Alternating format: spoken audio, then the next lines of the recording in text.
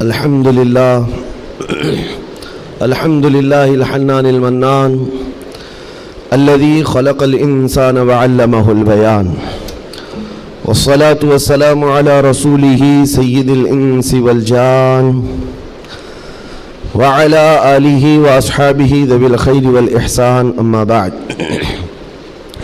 فأعوذ بالله من الشيطان الرجيم بسم الله الرحمن الرحيم ومن يبتغي غير الإسلام دينا فلن يقبل منه وهو في الآخرة من الخاسرين صدق الله مولانا العظيم۔ بارگاہ رسالت مآب صلی اللہ تعالی علیہ وسلم میں ایک بار درود پاک کا ہدیہ پیش کریں۔ اللہم صلی علی سیدنا و مولانا محمد معدن الجود والکرم وآلہ واصحابہ الکرام وابنہ الکریم وبارک وسلم صلاة دائمة سرمدا ابدا۔ عزیزان گرامی وقار، ایک حدیث پاک ہے، رسول گرامی وقار صلی اللہ تعالی علیہ وسلم ارشاد فرماتے ہیں، ایمان کی حلاوت، ایمان کی لذت، ایمان کی جو شیرینی ہے، مٹھاس ہے، آپ کو ملی ہے یا نہیں ملی ہے یہ میں نہیں بتا سکتا ہوں، لیکن اگر پانا ہے اس کی لذت، اس کی حلاوت، ایمان کی مٹھاس ہوتی کیسے ہے، اس کے لیے حضور پاک صلی اللہ علیہ وسلم نے 3 علامتیں بتائی ہیں۔ جس شخص کے اندر یہ 3 باتیں آ جائیں تو پھر وہ ایمان کی لذت محسوس کر سکتا ہے، ایمان کی مٹھاس اسے مل سکتی ہے۔ ایمان جو ہے صرف داڑھی ٹوپی کا نام نہیں ہے، جبہ کرتے کا نام نہیں ہے، ایمان صرف جھنڈا لے کر گھومنے کا نام نہیں ہے، ایمان ایک الگ کیفیت ہے جس کا سرور بندے کو ملتا ہے، جس کی لذت اور جس کی شیرینی کو وہ بتا نہیں سکتا، اور وہ کیسے حاصل ہوتی ہے؟ 3 چیزیں میرے آقا فرماتے ہیں۔ پہلی چیز، اللہ اور اس کے رسول سے سب سے زیادہ محبت کرتا ہو، پہلی چیز۔ اور دوسری چیز یہ ہے کہ جس سے بھی محبت کرتا ہے دنیا میں وہ صرف اللہ اور اس کے رسول کے لیے کرتا ہے۔ تیسری چیز ہے، کفر میں واپس لوٹنے کو اتنا سخت سمجھتا ہو جیسے آگ میں ہاتھ ڈالنے کو سخت سمجھتا ہو۔ آگ میں ہاتھ ڈالنا کسی کے لیے آسان ہوگا، لیکن کفر و شرک کی طرف جانے کو سخت ناپسند کرتا ہو۔ یہ 3 چیزیں اگر تمہارے اندر آ گئی تو ایمان کی لذت مل جائے گی، ایمان کی مٹھاس مل جائے گی۔ زندگی میں سب سے زیادہ پرائیورٹی کس چیز کو ہو؟ اللہ اور اس کے رسول کو۔ دوسری چیز، دنیا میں جس سے بھی تعلق بنے گا وہ صرف اللہ اور اس کے رسول کے لیے بنے گا۔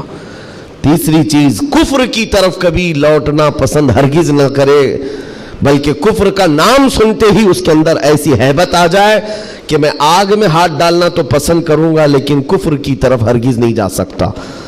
یہ 3 چیزیں تمہارے اندر ہیں یا نہیں، آپ آبزرو کر لیں، خود آپ اس کا احتساب کر لیں کبھی بیٹھ کر کے کہ میں زندگی میں سب سے زیادہ کس سے محبت کرتا ہوں۔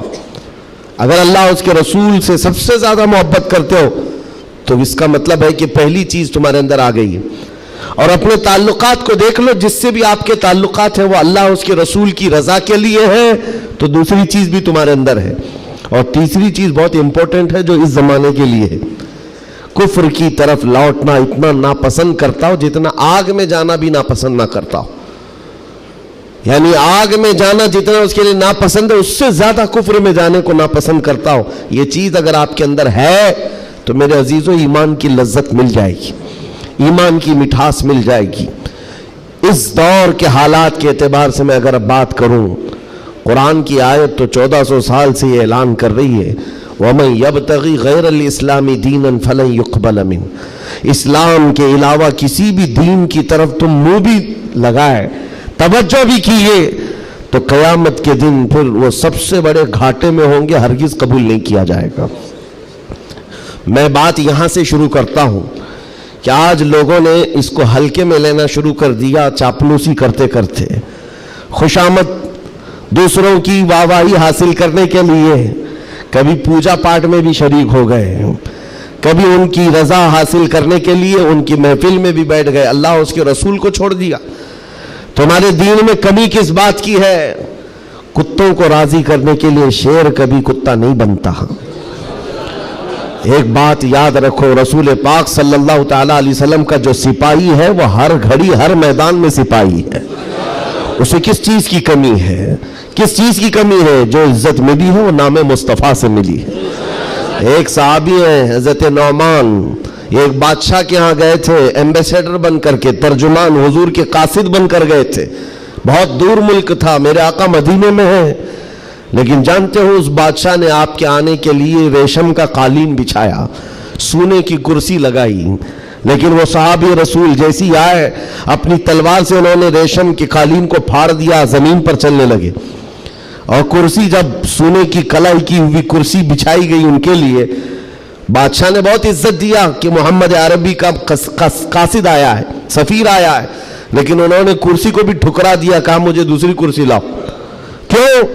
صرف اس لیے. اس بادشاہ نے پوچھا کہ اتنا زیادہ غرور ہے عرب والوں میں، اتنا زیادہ ایٹیٹیوڈ ہے محمد عربی کے غلاموں میں، ان کے سفیروں میں؟ صحابی رسول نے کہا نہیں، نہ یہ غرور ہے نہ یہ تکبر ہے.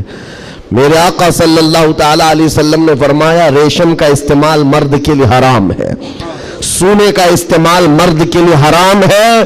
تو میں مدینے میں رہوں تب بھی غلام ہوں، دنیا میں کہیں پر رہوں تب بھی میں غلام ہوں. انہوں نے پاس و لحاظ رکھا ہے نسبت رسول کا. تو پھر وقت کے بادشاہوں کو بھی انہوں نے جھکنے پر مجبور کیا ہے. کس چیز کی کمی ہے مسلمانوں تمہارے پاس؟ کون سی دولت کی کمی ہے؟ سب سے بڑی دولت تو تمہارے پاس یہ ہے. آج تک ایک بہت بڑی بات میں بتاؤں آپ کو، یہ آپ کی مسجد کے امام ہیں، محبت چاہے جتنی بھی کرتے ہوں آپ ان سے، عقیدت جتنی بھی کرتے ہوں، ایک دن ان سے کہہ دینا مولانا عبد الکریم اپنے باپ کا نام لے کر لوگوں کو رکوع میں جھکا کے دکھائے.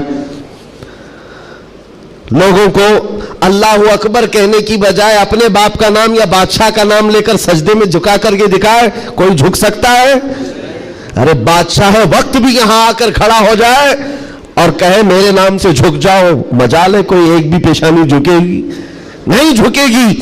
ہاں اگر ایک کمزور کسان کا بچہ بھی حافظ قرآن ہو اور آ کر مصلی پر صرف اللہ کا نام لے، سب کی پیشانیاں جھکتی. یہ خاصہ ہے اس قوم کا کہ اس قوم کو اگر جھکایا جا سکتا ہے تو صرف اللہ کے نام پر، باقی کسی کے نام پر یہ پیشانی نہیں جھکتی ہے. اور آپ کو پتا ہے آج کے دور کا یہ بھارت تو چھوٹا ہے، اکھنڈ بھارت جس پر اکبر بادشاہ راج کرتا تھا، جس میں افغانستان تک کی سیمائیں آتی تھی، اس دور میں ڈکٹیٹر رول ہے، کوئی الیکشن والا بادشاہ نہیں ہے. 40 سال تک بیٹھا ہوا بادشاہ جب نیا دین لے کر کے آیا، اور اس کا نام بھی اکبر تھا، نمازیں بھی اس نے اس طرح بنائی کہ بادشاہ کے نام پر رکوع ہوگا، سجدہ ہوگا. میرے عزیزو، ایسا تمکنت اور ایسے جلال والا بادشاہ، لاکھوں کی فوج ہے اس کے پاس، بڑے بڑے راجے مہاراجے آنکھ نہیں ملا سکتے تھے. لیکن جب اس نے یہ کہا کہ عبادت میں بادشاہ کے نام پر جھکنا ہوگا، صرف 25 سال کی عمر کا مجدد الف ثانی کھڑا ہو گیا، کہا نہیں یہ پیشانی جھکے گی تو صرف اللہ کے نام پر. حد ہو گئی میرے عزیزو. بادشاہ وقت جس کے پاس سارا جبر طاقت ہے نہیں جھکا سکا.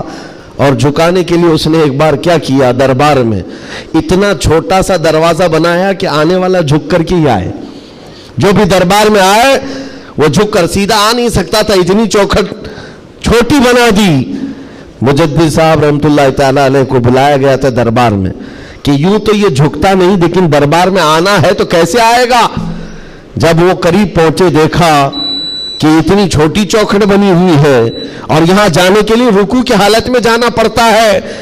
وہ اللہ رب العزت کا ایسا بندہ، رسول پاک کا سپاہی، اپنے دین کا محافظ، دیکھتا ہے جانا ہے ٹھیک ہے جائیں گے، لیکن جس وقت داخل ہونا تھا وہ نہ جھکے، نہ ہی رکوع کیا، نہ ہی پیشانی جھکائی، پہلے پیر اندر ڈال دیا، پیر اندر ڈال دیا. جیسے سامنے لوگوں نے دیکھا کہ لوگ پیشانی پہلے اندر ڈال کر کے آتے تھے، اور یہ عالم دین ہے کہ پیر اندر ڈال کر کے آ رہا ہے. یہاں جیسی آئے تو لوگوں نے یہ اعلان کیا کہ بادشاہ کی بڑی توہین ہوئی، بادشاہ کی بڑی توہین ہوئی. پاؤں دکھا کر کے آ رہا ہے یہ مولوی، قدم دکھا کر کے آ رہا ہے. آپ نے کہا بادشاہ کی توہین میں نے نہیں کی، بادشاہ نے خود اپنی توہین کروائی ہے. اسے خود پیر پسند تھے، اس لیے دروازہ چھوٹا کیا۔ عزیزان گرامی وقار، تمہارے پاس کس چیز کی کمی ہے؟ اللہ تعالیٰ نے یہ خصوصیت عطا کی ہے، یہ پیشانی کبھی کسی غیر کے سامنے نہیں جھکتی ہے، نہیں جھکتی ہے۔ کروڑوں کے سامنے تھوڑی طاقت و قوت کی پوجا کرنے والی یہ قوم نہیں ہے۔ آج ان کے پاس طاقت آئی تو ان کی پوجا کریں گے، ان کے پاس آئی تو ان کی پوجا کریں گے۔ قوم مسلم صرف اور صرف اللہ وحدہ لا شریک کی عبادت کرتی ہے۔ ہم رسول پاک سے بے پناہ محبت کرتے ہیں، لیکن عبادت نہیں کرتے رسول کی بھی۔ حضور پاک صلی اللہ علیہ وسلم کے دربار میں بھی عبادت نہیں کرتے، تعظیم ہے، عبادت صرف اللہ کی کرتے ہیں۔ یہ خاصہ کم ہے، اسی بات سے تو پوری دنیا کو کڑن ہے اور جلن ہے کہ یہ دنیا میں ایک واحد قوم ایسی ہے۔ مجھے بتاؤ، ان سب کو جھکنے کے لیے مورتیاں دیکھنا پڑتا ہے، ہاں عبادت کرنے کے لیے اپنے اپنے خداؤں کی صورت اور مورت بنائی ہوئی ہے۔ پوری دنیا میں کروڑوں مسجدیں ہوں گی، کسی بھی مسجد میں خدا کی کوئی تصویر ہے؟ کہیں کوئی تصویر بنائی گئی ہے اللہ کی کہ اسے دیکھنا ہوگا پھر جھکنا ہوگا؟ عیسائی ہوں کہ یہودی ہوں کہ ہندو ہوں کہ کوئی بھی قوم ہو، سبوں نے کچھ نہ کچھ مورت بنائی ہے۔ صرف یہ تنہا قوم ہے جو بنا دیکھے اللہ کی بارگاہ میں سجدہ کرتی۔ یؤمنون بالغیب، اللہ نے تعریف میں فرمایا ہے یہ غیب پر ایمان لانے والی جماعت ہے، اور جس کا ایمان ہی اتنا مضبوط ہے، خدا کو دیکھا کبھی نہیں اور جھکتے ہیں۔ آج تک امام صاحب کے پیجامے کو لے کر سوالات ہوتے رہے، امام صاحب کے آنے جانے کو لے کر سوالات ہوتے رہے، کوئی ایک بندہ بھی مجھے بتاؤ آ کر امام صاحب سے کہتا ہے ہر دن آپ جھکاتے ہیں، کبھی اللہ کو دکھاتے کیوں نہیں؟ کوئی نہیں پوچھتا۔ ہر ایک کو پتا ہے ہمارا ایمان ہی ہے غیب پر ایمان لانے والی قوم۔ عزیزان گرامی وقار، اب میں آگے بات کرتا ہوں۔ جب اتنی خصوصیات تمہارے پاس ہے تو پھر اگر چہرہ کسی اور کی طرف جائے تو میں سمجھتا ہوں دنیا کا بدترین آدمی ہے، بد نصیب آدمی ہے، جس کو اللہ نے سب سے بڑی نعمت دی تھی اور وہ ٹھکرا کر کے دوسروں کی جھولی میں چلا گیا۔ اسی لیے قرآن کہتا ہے وَمَن يَبْتَغِ غَيْرَ الْإِسْلَامِ دِينًا فَلَن يُقْبَلَ مِنْهُ، جو اسلام کے علاوہ کسی دوسرے دین کی طرف پھر گیا، قیامت کے دن ہرگز اسے قبول نہیں کیا جائے گا۔ وَهُوَ فِي الْآخِرَةِ مِنَ الْخَاسِرِينَ، وہ آخرت میں بہت بڑے گھاٹے میں ہوگا۔ میں ایک مثال دیتا ہوں آپ کو، ایک جو گھٹنا گھٹی ہے، ایک حادثہ مکہ مکرمہ کا، ایک حادثہ جو لکھا ہوا ہے کتابوں میں۔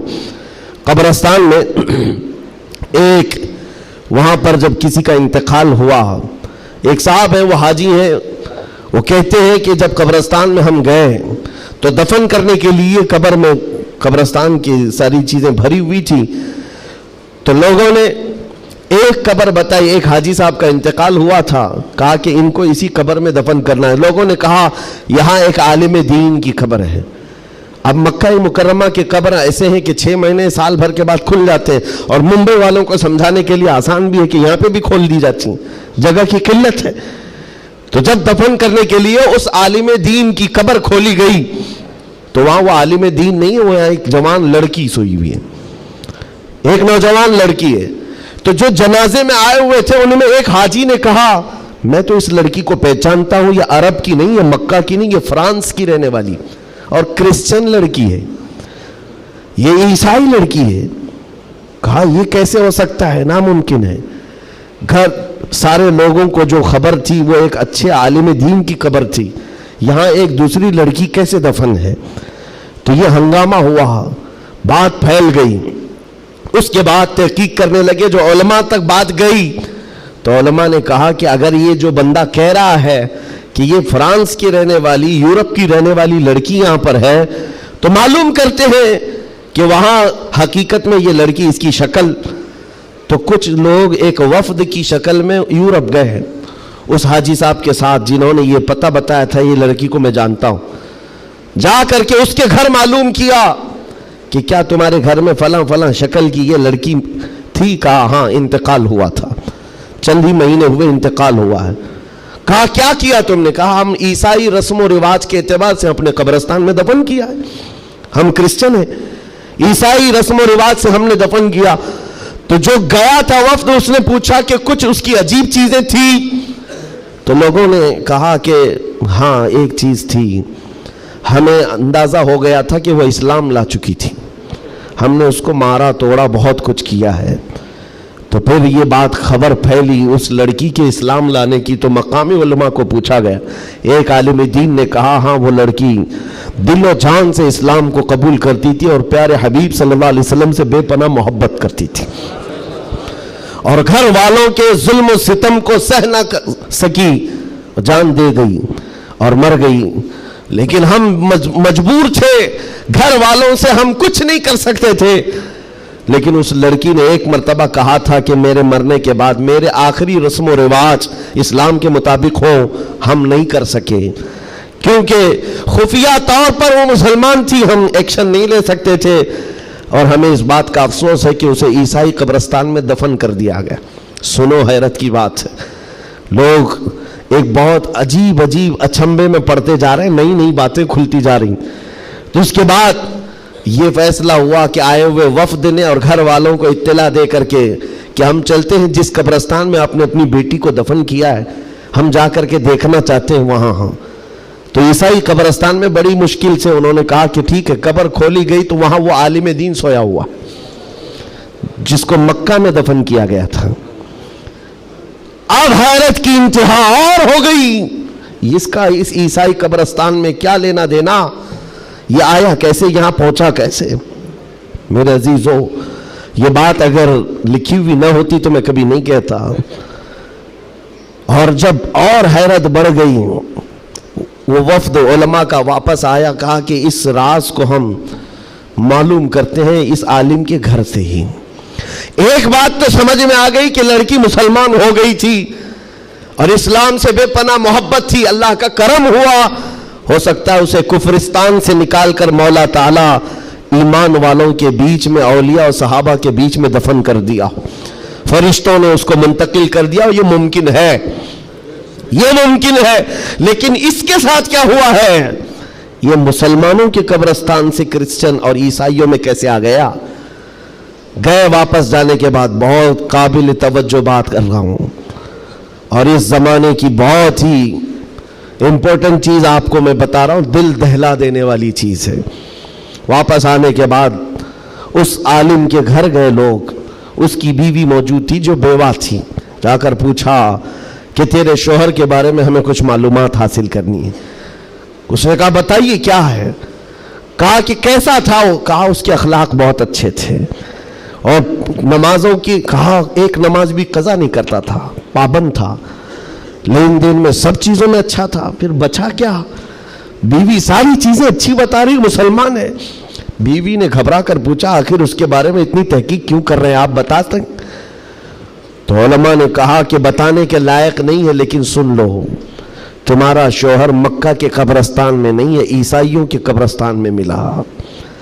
اس کی قبر میں وہ موجود نہیں. وہ دھاڑے مار کر رونے لگی کہ ہائے کیا ہو گیا میرے شوہر کے ساتھ, وہ عیسائیوں کے قبرستان میں کیسے پہنچ گیا.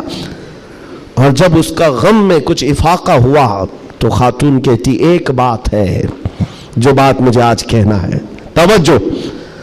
عورت کہتی ایک بات ہے, میرا شوہر سب اچھا تھا, لیکن کیا ہے جانتے ہو, جب ہم لوگ رات کو سوتے یا جمع کرتے, غسل واجب ہوتا, تو ہر بار میرا شوہر ایک بات کہتا کہ عیسائیوں کے مذہب میں کتنا اچھا ہے کہ غسل واجب نہیں ہوتا. یہ ہمارے اسلام میں ہے کہ بار بار نہانا پڑتا ہے, عیسائیوں کے مذہب میں جو ہے جمع کرنے کے بعد غسل واجب نہیں ہوتا, کتنا اچھا ہے. یہ بات وہ کہتا تھا, تب میں اس کو ٹوکتی تھی کہ دین اسلام کے علاوہ کسی دوسرے مذہب کے متعلق مت کہا کرو. بار بار وہ یہ کہتا تھا, شاید یہ وجہ ہے کہ موت کے بعد اسے وہیں پہنچا دیا گیا جہاں کی وہ بات کرتا تھا. وَمَن يَبْتَغِ غَيْرَ الْإِسْلَامِ دِينًا فَلَن يُقْبَلَ مِنْهُ, قرآن کہتا ہے جو اسلام کے علاوہ دوسرے دین کی طرف منہ پھیرا ہرگز نہیں قبول کیا جائے گا.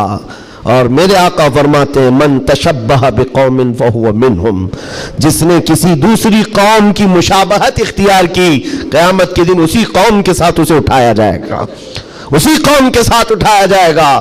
مسلمانوں, آج ایمان مضبوط کرنے کا وقت آ گیا آپ کے. ہواؤں کو دیکھ کر, طوفانوں کو دیکھ کر آپ اپنے دین میں ذرا بھی لچک نہ لانا.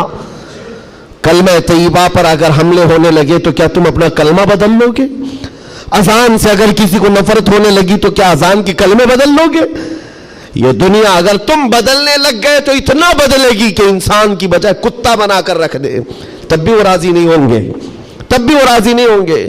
ہم نے دیکھا ہے ان لوگوں کو جو آج بھی دھوتیاں اٹھا کر کے چلتے ہیں، جوتیاں اٹھا کر کے چلتے ہیں، ان کی حیثیت کیا ہے؟ آج کفار و مشرکین کے قدموں میں بیٹھ کر کے وہ سوچتے تھے کہ سکتہ مل جائے، تختہ مل جائے، ملا کچھ نہیں، استعمال ہوتے رہے، ذلیل اتنے ہوئے کہ نہ اپنی قوم کے رہے نہ اس قوم کے رہے۔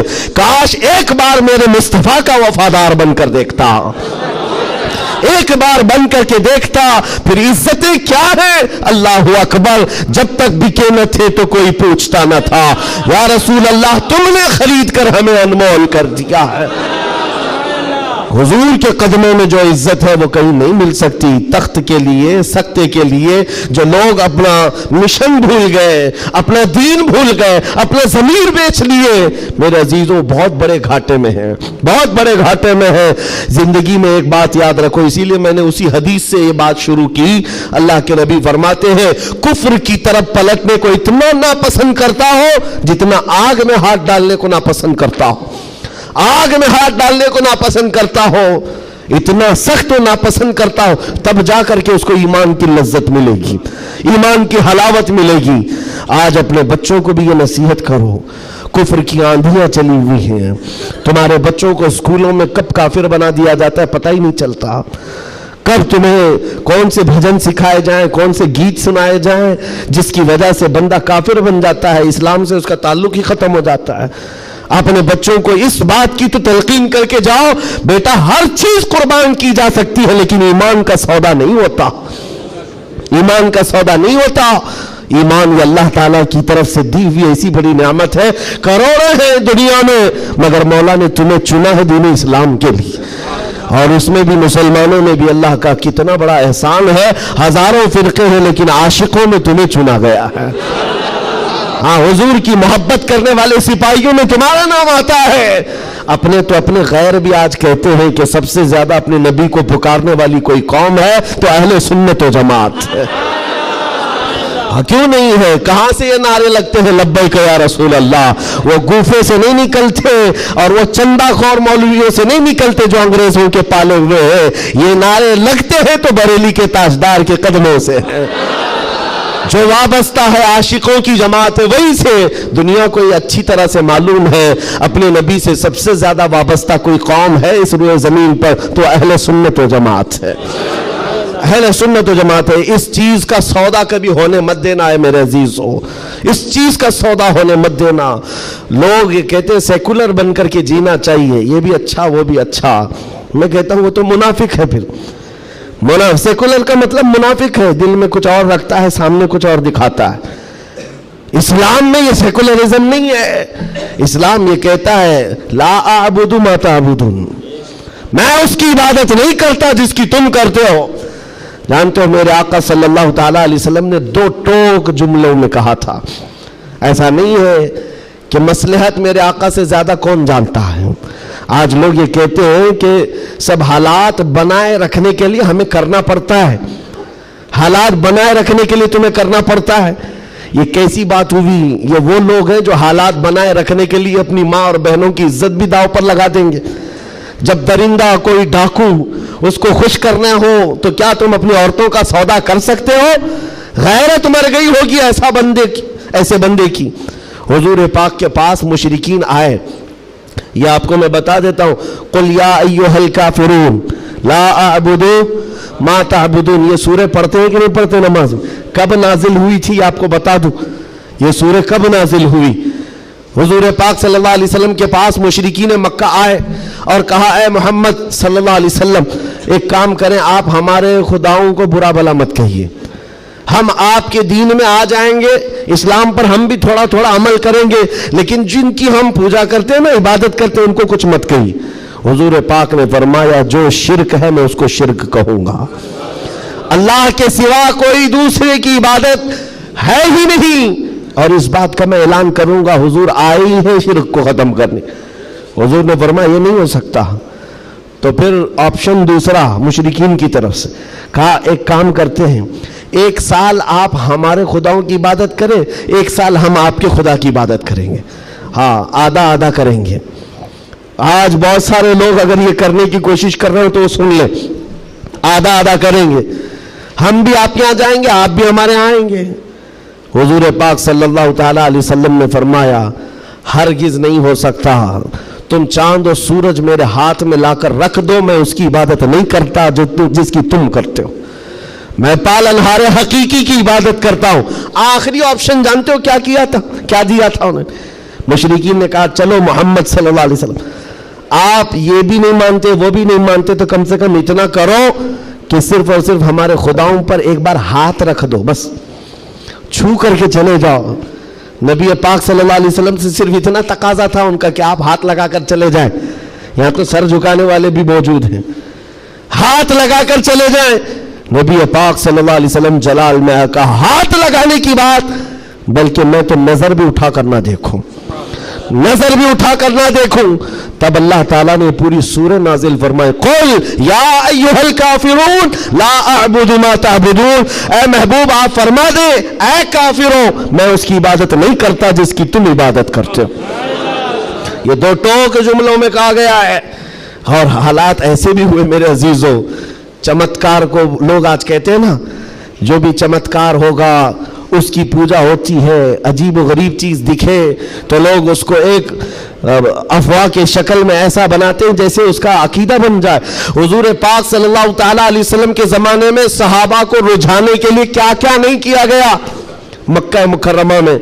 یہ حالات آئیں گے اس لیے مجھے یہ گفتگو کرنی پڑ رہی ہے تاکہ تم اپنے ایمان پر مضبوط رہو۔ ایمان نہیں تو کچھ بھی نہیں ہے، تمہارے دوسرے گناہ تو معاف کر دیے جائیں گے، کفر و شرک ہرگز نہیں معاف ہوتا۔ ان اللہ لا یغفر ان یشرک بہ ویغفر ما دون ذلک لمن یشاء، رب تعالیٰ فرماتا ہے شرک کو اللہ ہرگز معاف نہیں کرے گا، اس کے علاوہ جو بھی ہے اللہ معاف فرمائے گا۔ ایمان ضروری ہے۔ صحابہ کا ایمان ختم کرنے کے لیے کیا کیا گیا؟ اتفاق ایسا ہوا کہ مکہ میں ایک بھگوان بولنے لگ گیا، ہاں پتھر کی مورت تھی اور پجاری بیٹھا ہوا تھا، اچانک پتھر جو ہے بات کرنے لگ گیا اور بات کر رہا ہے، ظاہر سی بات ہے یہ عجیب و غریب چیز ہے نا، یہ اس دور میں ہے۔ ہاں اس دور میں مٹی سے بنائے ہوئے ان کے معبود نہیں ہوتے تھے، وہ پتھر کو تراش کر کے بناتے تھے، اور میں کہہ رہا ہوں حقیقت میں بول رہا تھا، ایسے نہیں ہے کہ ادھر سے دودھ پلا رہے ادھر سے پانی نکل رہا ہو، وہ والا سسٹم نہیں ہے، بلکہ حقیقت میں پتھر بات کر رہا تھا۔ تب اور بات کر بھی کیا رہا ہے، حضور پاک صلی اللہ تعالیٰ علیہ وسلم کو جھوٹا کہہ رہا ہے، نعوذ باللہ معاذ اللہ رب العالمین، حضور کی شان میں گستاخی کر رہا پتھر۔ اب تو وارے نہیں آ رہے ان کی خوشیوں سے اچھل کود پر کہ دیکھو اب ہمارا خدا بولنے لگ گیا، سب سے بڑی دلیل ہے، لوگوں کو بلانے لگ گئے، واقعی بول رہا تھا۔ لوگ چمتکار دیکھتے ہیں تو سر جھکا لیتے ہیں، ارے حقیقت ہے پتھر بول رہا ہے، پتھر بول رہا ہے۔ سب آئے جمع ہونے لگے، مکہ کا ایک بڑا جم غفیر تھا، تو صحابہ کو بھی بلایا گیا، دیکھو آؤ ہمارے خداؤں کو جھٹلاتے ہو، بات کر رہا ہے خدا، اور تم جس نبی کی بات کرتے ہو اس نبی کو جھٹلا رہا ہے، یہ حقیقت میں خدا ہے، تم کہتے تھے نا کچھ نہیں کر سکتا، بول رہا ہے۔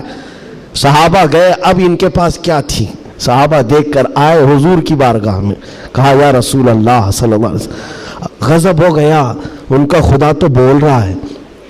حضور نے اس پر کوئی زیادہ ری ایکشن نہیں دیا، کہا کیا بول رہا ہے؟ کہا یا رسول اللہ سننے کے لائق نہیں، آپ کی شان میں گستاخیاں کہہ رہا ہے، جملے بک رہا ہے۔ کہا کون؟ پتھر۔ حضور نے فرمایا ہاں۔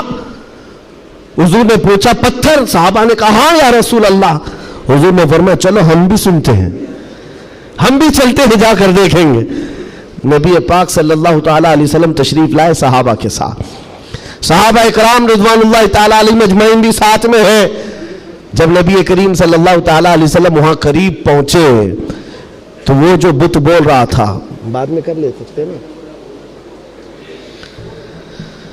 جب وہاں پر حضور اکرم صلی اللہ تعالیٰ علیہ وسلم پہنچتے ہیں تو دیکھا وہ بت خاموش ہو گیا، اب نہیں بول رہا ہے، چپ ہو گیا ہے۔ حضور آتے ہیں، پجاری سے پوچھتے ہیں، بہت اعلان کر رہے تھے، کہاں ہے؟ क्या बोल रहा था? कहा बोल तो रहा था, सुबह से बोल रहा था, अभी चुप हो गया। हुजूर पाक ने फरमाया मैं भी सुनने के लिए आया हूं। अब वो पाँव में गिर पड़ा पुजारी, किसके? खुदा के। अरे हमारे खुदा बोल तो दो एक बार, जो सुबह से बोल रहे थे दोबारा बोलो, सुबह से बोल रहे थे दोबारा बोलो, क्योंकि अब जिल्लत थी। अब चुप हो गए, अब नहीं बोल रहा है। लोग जो खड़े थे वो भी गवाही दे रहे, नहीं सच में बोल रहा था, हमने भी सुना, हमने भी सुना। हुजूर पाक सल्लल्लाहु ताला अलैहि वसल्लम ने उस पुजारी को हटाया और कहा हटो, मैं पूछता हूं क्या बोल रहा था। हुजूर पाक सल्लल्लाहु ताला अलैहि वसल्लम करीब आए, पत्थर से कहा क्या बोल रहा था, बोल। पत्थर बोलने लगा अशहदु अल्ला इलाहा इल्लल्लाह व अशहदु अन्ना मुहम्मदन अब्दुहु व रसूलुहु। गवाही देता हूं कि अल्लाह के सिवा कोई माबूद नहीं, गवाही देता हूं कि मोहम्मद अल्लाह के रसूल हैं सल्लल्लाहु अलैहि वसल्लम। मेरे आका ने फरमाया यही बोल रहा था। अब तो औंधे मुंह गिर गए नीचे, कहा ये नहीं बोल रहा था। लेकिन अब हुजूर पाक सल्लल्लाहु ताला अलैहि वसल्लम ने पूछा बताओ क्या इसकी इस बात पर ईमान लाते हो, जो ये कह रहा है इस पर ईमान लाते हो? पुजारियों ने ऐलान किया और वावेला मचा, नहीं मोहम्मद ने जादू कर दिया सल्लल्लाहु अलैहि वसल्लम, नाउज़ बिल्लाह। जब बात ना बन पड़े, कैसा खुदा है जिस पर भी जादू चलता है? खुदा के ऊपर भी जादू चल गया है तो फिर बाकी बचा क्या है? हुजूर पाक सल्लल्लाहु ताला अलैहि वसल्लम वापस तशरीफ लाए। ऐसा हो सकता है? अब आपको मैं बताता हूं हकीकत क्या है। अगर तुम्हारी जिंदगी में कभी कोई बोलने लग जाए तो ईमान से हाथ मत धोना। हाँ, कोई झाड़ भी बोलने लग जाए, दरख्त बोल ले, पत्थर बोलने लग जाए, तो तुम्हें पहले से मैं बता रहा हूं ईमान से हाथ मत धोना। हो सकता है ये चीजें हो। अब तो करंट का जमाना है, बैटरी लगा करके कुछ भी बोला जाए, लेकिन उस दौर की बात कर रहा हूं जब कोई बैटरी और सेल नहीं थी। अब तो गुड्डी गुड़िया भी बोलती है। उस दौर में क्या हुआ, क्या था, पत्थर बोला कैसे? नबी पाक सल्लल्लाहु ताला अलैहि वसल्लम वापस तशरीफ ले जा रहे थे, बीच रास्ते में मेरे आका खड़े हो गए। एक साहब आए जंगल की तरफ से, उनके हाथों में तलवार थी, खून था। नबी पाक सल्लल्लाहु अलैहि वसल्लम उनसे गुफ्तगू करते रहे, फिर वो अचानक गायब हो गए। पूछा साहबा ने कौन थे? हुजूर फरमाते हैं वो जिन्नात में से मेरे एक सहाबी हैं, जिन्नात में ईमान लाए हुए। हुजूर से पूछा साहबा ने क्या मामला है? कहा उस मेरे सहाबी ने खबर दी कि एक मुशरिक और काफिर जिन था जो पत्थर में जाकर के बोल रहा था, पत्थर में जाकर वो बोल रहा था, जिन की आवाज थी और काफिरों को लुभा रहा था, आपके खिलाफ बोल रहा था। और हमें ये खबर मिली, हम अपने मोहल्ले में बैठे थे, जिन्नात के भी मोहल्ले हैं, आबादियां हैं, सब हैं। वो जिन साहबी कहते मुझे खबर मिली कि एक गुस्ताख, एक काफिर पत्थर में घुसकर आपके खिलाफ बोल रहा है। उसी वक्त में तलवार लेकर के निकला और जिस वक्त आया तो इत्तेफाक था कि आप भी वहां पर तशरीफ लाए हुए थे। मैं उस आपके आने से पहले उसका कत्ल कर चुका था, और जब आपने फरमाया पत्थर को बोल, क्या बोल रहा था, तब मैंने कहा था अशहदु अल्ला इलाहा इल्लल्लाह।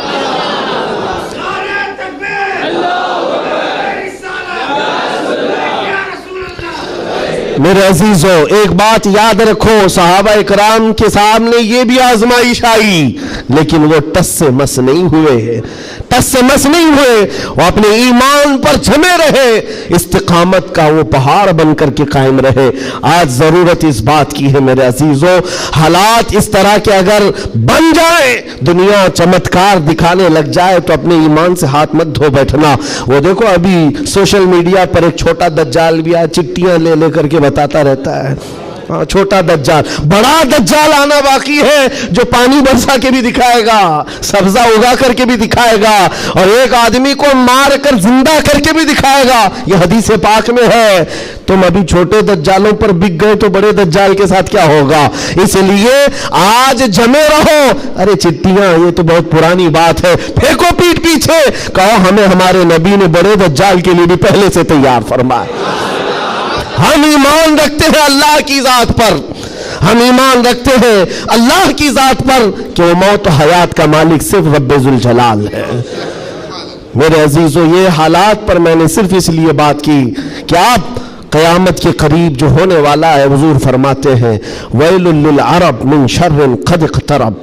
हुजूर पाक फरमाते अरबों के लिए तबाही है कि अनकरीब वो एक ऐसी बुराई की तरफ जाएंगे जो उनको जहन्नम में ले जाएगी।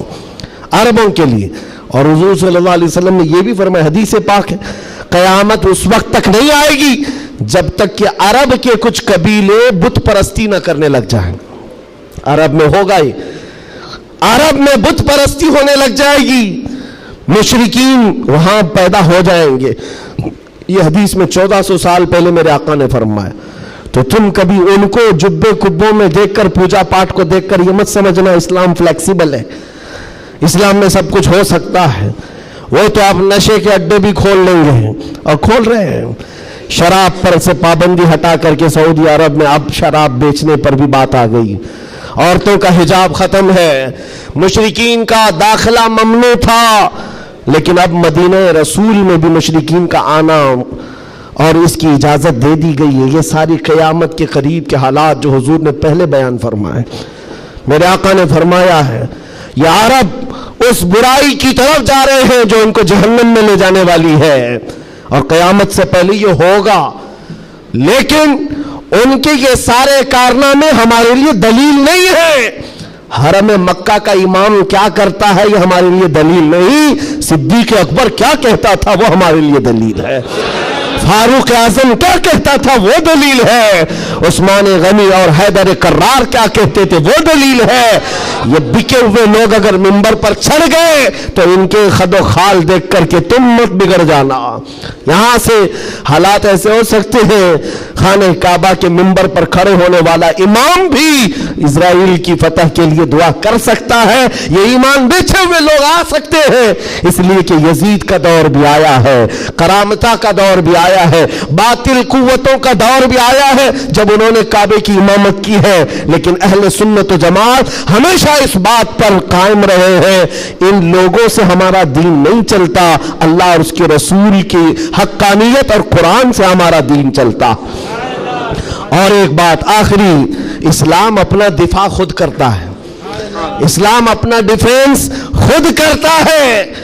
کفار و مشرکین کو اگر یہ لگتا ہے کہ مسلمان سوئے ہوئے اسلام کا کچھ بھی کر لیں گے، یہ ناممکن ہے، پاسبل نہیں۔ ہم جیسے کروڑوں بھی سو گئے تب بھی اسلام قائم رہے گا۔ اسلام اپنا ڈیفنس خود کرتا ہے، کیوں؟ اس لیے کہ یہ انسانوں کا بنایا ہوا دین نہیں ہے، خلاق کائنات کا دین ہے۔ اور قرآن میں رب تعالیٰ نے فرمایا یریدون لیطفئوا نور اللہ بافواہہم، لوگ اپنے منہ کے پھونکوں سے اسلام کا چراغ بجھانا چاہتے ہیں اور اللہ اپنا چراغ مکمل کر کے رہے گا۔ وَلَوْ كَرِهَ الْكَافِرُونَ، اگرچہ کافر ناپسند کرے۔ اور ایک بات سن کر کے جائیں، میرے رب کا وعدہ ہے قرآن پاک میں، یہ دین اسلام پوری دنیا پر غالب آ کر رہے گا، آ کر رہے گا۔ یہ بات میں نے کئی جگہ اسٹیجوں پر کی تو کچھ لوگوں نے کہا بھی تھا جو نان مسلم ہیں، انہوں نے کہا تھا کہ یہ مولانا ایسے بیٹھ کے چلا رہا ہے، حالات دیکھتا نہیں ہے، فلسطین میں ان کے ٹکڑے ہو رہے ہیں، شام کو تباہ کر کے رکھ دیا گیا ہے، عراق میں ان کے جنازے نکلتے ہیں، افغانستان کو توڑ کر رکھ دیا گیا ہے، اور یہ مولانا چلا کر کہتا ہے اسلام پوری دنیا میں غالب آ کر رہے گا۔ یہ اپنا محلہ نہیں بچا پاتے، پوری دنیا کی بات کرتے ہیں۔ ظالموں تمہیں خبر کیا ہے، اسلام زندہ ہوتا ہے ہر کربلا کے بعد۔ تاریخ یہ بتاتی ہے اگر اسلام کو ختم ہونا ہوتا رسول اللہ کے نواسی کی شہادت کے بعد ختم ہو جاتا، علی اصغر علی اکبر کی شہادت پر ختم ہوتا، جب رسول اللہ کے گھرانے کی شہادت پر اسلام نہیں رکا، ہمارے ہزاروں کے قتل پر کبھی اسلام نہیں رک سکتا۔ ایک غزہ ایک فلسطین کیا، ہزاروں غزہ تم اس زمین پر قائم کر کے دکھا دو، تب بھی میرا چیلنج ہے، اسلام تھا، اسلام ہے اور اسلام رہے گا۔ اسلام تھا، اسلام ہے، اسلام رہے گا۔ نبی پاک صلی اللہ تعالیٰ علیہ وسلم کا لایا ہوا یہ وہ حسین شجر ہے جس کی جڑیں تحت الثری میں ہے اور جس کی شاخیں اوج ثریا پر ہے، اس کے پتے کو ہلانا بھی مشکل ہے۔ لوگ آج یہ سمجھ کر کے بیٹھے مسلمانوں کو مارنا اس کا مطلب اسلام ختم ہونا، ایسا نہیں ہے۔ مسلمانوں کا قتل اسلام کا قتل نہیں ہے، مسلمان اس کی حفاظت کے لیے نہیں ہے میرے عزیزو، اللہ اس کی حفاظت فرما رہا ہے، اللہ اس کی حفاظت فرما رہا ہے، اور آپ سب کی ذمہ داری یہ ہے، آپ سب کی ذمہ داری ہے۔ ایک سوال کا جواب اور بھی، کسی کے ذہن میں یہ چیز آتا ہے، یہ سوال آتا ہے تو اس کی اطمینان کے لیے کہہ رہا ہوں، बार बार ये कहते हैं अच्छा आपका दीन हक पर है, आपका खुदा हक है, आपका रसूल हक है, तो इतने मारे क्यों जाते हैं तुम लोग? ये सवाल करते हैं कुछ गीदड़ भपकी लोग, ऐसे सवाल करते क्यों तुम लोग सब जगह मारे जाते हो? उनको एक ही बात कहना, मेरे अजीज तुझे पता नहीं है हम परवाने हैं, मरने के लिए ही पैदा होते हैं। परवाना किस काम के लिए होता है? शम्मा के इर्द गिर्द घूमता है और अपनी जान दे देता है, और अगर जान नहीं देता तो उसे परवाना भी नहीं कहा जाता।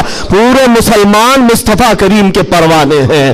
तू शम्मे रिसालत है, आलम तेरा परवाना, तू शम्मे रिसालत है या रसूल अल्लाह, आलम तेरा परवाना।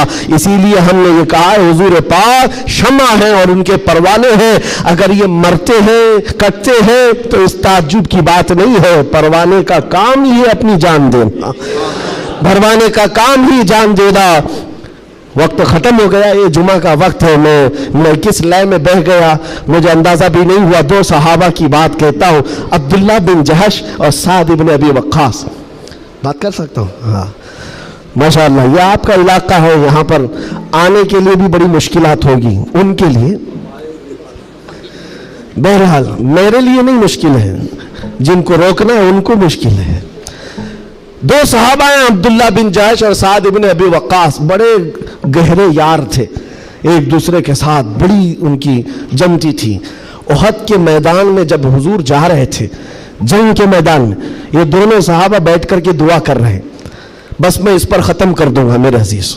दोनों साथी हैं, दुआ कर रहे हैं, मुसल्ला बिछाए। साद इब्न अबी वक्कास कहते हैं अब्दुल्ला बैठ, मैं दुआ करता हूँ, तू आमीन कहना। अब्दुल्ला बिन जहश कहते ठीक है, तेरी दुआ के बाद मैं दुआ करूंगा, तुम आमीन कहना। दूसरे दिन जंग है, साद इब्न अबी वक्कास दुआ करते हैं अल्लाह कल तेरे रसूल के दीन की हिमायत के लिए मैं उतरूंगा, तेरे नबी के दीन की हिमायत के लिए उनकी सफ़ों में जाऊंगा। मौला मेरी इतनी दुआ है, मेरा सामना किसी ऐसे बड़े पहलवान से कर, मेरा सामना दुश्मनों के ऐसे बड़े पहलवान से कर जो सबसे बड़ा पहलवान हो। और ख्वाहिश तो देखो दुआ में क्या कह रहे हैं साद इब्न अबी वक्कास, ऐ अल्लाह मैं चाहता हूं कभी उसको सामने से मारूं, कभी दाएं से मारूं, कभी बाएं से मारूं, कभी पीछे से, और उसके बाद गिरा दूं और सीने पर चढ़ कर कहूं लब्बैक या रसूल अल्लाह, यानी इस्लाम का परचम बुलंद करो। ये उनकी दुआ थी। अब्दुल्ला बिन जहश आमीन कह रहे थे। उसके बाद अब्दुल्ला बिन जहश कहते अब मैं दुआ करता हूं, तू आमीन कह। अल्लाहु अकबर, उनकी दुआ कैसी है, अल्लाह अल्लाह। हदीस में पढ़ता हूं मेरी आंखें भीग जाती हैं। अब्दुल्ला बिन जहश कहते हैं अल्लाह कल तेरा रसूल मैदान में उतर रहा है, और उहद के मैदान में जब मैं तेरे दीन की हिमायत के लिए उतरूं तो दुश्मनों की तरफ मैं बढ़कर चला जाऊं तेरी मोहब्बत में, तेरे नबी की मोहब्बत में। कभी कोई दुश्मन मुझे सामने से मारे, कभी दाएं से मारे, कभी बाएं से मारे, कभी पीछे से मारे, और तेरे मोहब्बत में मौला, तेरे रसूल की मोहब्बत में हर जगह से जख्म खाऊं और फिर मैं शहीद हो जाऊं इस्लाम जिंदाबाद कहते हुए, इस्लाम की बुलंदी का नारा लगाते हुए शहीद हो जाऊं। एक मारने की दुआ कर रहा है, एक मरने की दुआ कर रहा है। ये रसूलुल्लाह के परवाने हैं। दूसरे दिन मैदान जंग में जब ये सहाबा आए उहद के मैदान में, मेरे अजीजों दुआ कबूल थी, दुआ कबूल थी। साद इब्न अबी वक्कास जैसी आए, आपके मुकाबिल में मुशरिकीन का वो पहलवान आया जिसके बारे में कहा जाता था वह 1000 लोगों की तनहा ताकत रखता था, वो मुकाबिल में आया। साद इब्न अबी वक्कास कहते मैं तो कामयाब हो गया, मौला ने मेरी दुआ सुन ली और बड़ा पहलवान मेरे सामने भेजा। और फिर तीर जब चलाते थे और तलवार चलाते थे, उनकी दुआ के मुताबिक ही उस बड़े पहलवान को कभी दाएं से मारा, कभी बाएं से मारा, कभी सामने से मारा। और साद इब्न अबी वक्कास की तलवार और उनकी तीर का अंदाजा कर सकते हो, ये तन्हा सहाबी है। जब तीर चलाते थे मेरे आका पीछे से कहते थे बियादी अंत व उम्मी इल्मी या साद, ऐसा तीर चला मेरे माँ बाप तुझ पर कुर्बान हो। सारी दुनिया कहती या रसूल अल्लाह मेरे माँ बाप आप पर कुर्बान, लेकिन अल्लाह का रसूल कहता है ऐसा तीर चला मेरे माँ बाप तुझ पर कुर्बान। अब फिर तीर की ताकत का अंदाजा क्या होगा। ढेर हो गया दुश्मन, ढेर हो गया बड़ा पहलवान, सीने पर चढ़ कर कहा इस्लाम था, इस्लाम है, इस्लाम रहेगा। मेरे अजीजों उसके बाद اس کے بعد جب جنگ کا خاتمہ ہوا شام کے وقت، یہ جنگ شکست میں بدل گئی تھی، پہلے فتح ہوئی پھر شکست ہوئی، 70 صحابہ شہید ہوئے۔ سعد ابن ابی وقاص وہ ڈھونڈتے رہے میرا جگری یار کہاں ہے، عبداللہ بن جہش کہاں ہے، اپنا جگری یار جس کے ساتھ اٹھتے بیٹھتے، جن کے ساتھ بیٹھ کر لمبی باتیں ہوتی تھی۔ ڈھونڈنے پر نکلے تو کسی نے کہا تمہارا جگری یار تو شہید ہو گیا، شہید ہو گیا۔ حضرت سعد ابن ابی وقاص کے دل پر لگی بات، جس کا گہرا دوست انتقال کر جائے اس کی دنیا ادھر سے ادھر ہو جاتی ہے۔ سعد ابن ابی وقاص کہتے ہیں میں دیکھنا چاہتا ہوں میرے جگری یار کو۔ ڈھونڈتے ہوئے آئے، لوگوں نے کہا عبداللہ بن جہش کو ماننا پڑے گا، ایسا لڑا کہ نرغے میں چلا گیا۔ سعد ابن ابی وقاص پوچھتے کیا ہوا ان کے ساتھ؟ لوگوں نے روتے ہوئے کہا عبداللہ بن جہش کو لوگ دائیں سے بھی مار رہے تھے، بائیں سے بھی مار رہے تھے، سامنے سے بھی مار رہے تھے، پیچھے سے بھی مار رہے تھے، مارتے مارتے شہید کیا، ان کے جسم کے 80 ٹکڑے کر دیے تھے، 80 ٹکڑے۔ ان کے ٹکڑوں کو رسی میں پیرو کر کافروں نے ہار بنا کر پہن لیا۔ حضرت سعد ابن ابی وقاص قریب آتے ہیں اور جسم کے ان کے ٹکڑے زمین پر گرے ہوئے تھے، جو گرم گوشت تھا اٹھایا۔ سعد ابن ابی وقاص کہتے عبداللہ تو مجھے چھوڑ کر چلا گیا، لیکن کل رات ہم نے دعا کی تھی، اللہ نے میری دعا بھی قبول کی، تیری دعا بھی قبول کی۔ سنو اے مسلمانوں، سعد ابن ابی وقاص کہتے ہیں میں نے جو دعا کی تھی اللہ نے وہ قبول کیا، بڑا دشمن میرے سامنے لایا، اور تو نے جو دعا کی تھی اللہ نے وہ بھی قبول کیا، مگر قسم رب ذوالجلال کی اے عبداللہ میری دعا سے تیری دعا کئی درجے افضل ہے، اس لیے کہ مارنے کی بات الگ ہے، حضور کی محبت میں مر جانے کا مزہ الگ ہوتا ہے۔ جان ہے عشق مصطفیٰ روز فضو کرے خدا، جس کو ہو درد کا مزہ ناز دوا اٹھائے کیوں، پھر کے گلی گلی تباہ ٹھوکرے سب کی کھائی کیوں، دل کو جو عقل دے خدا تیری گلی سے جائے کیوں۔ وآخر دعوانا الحمدللہ رب العالمین، لبیک یا رسول اللہ۔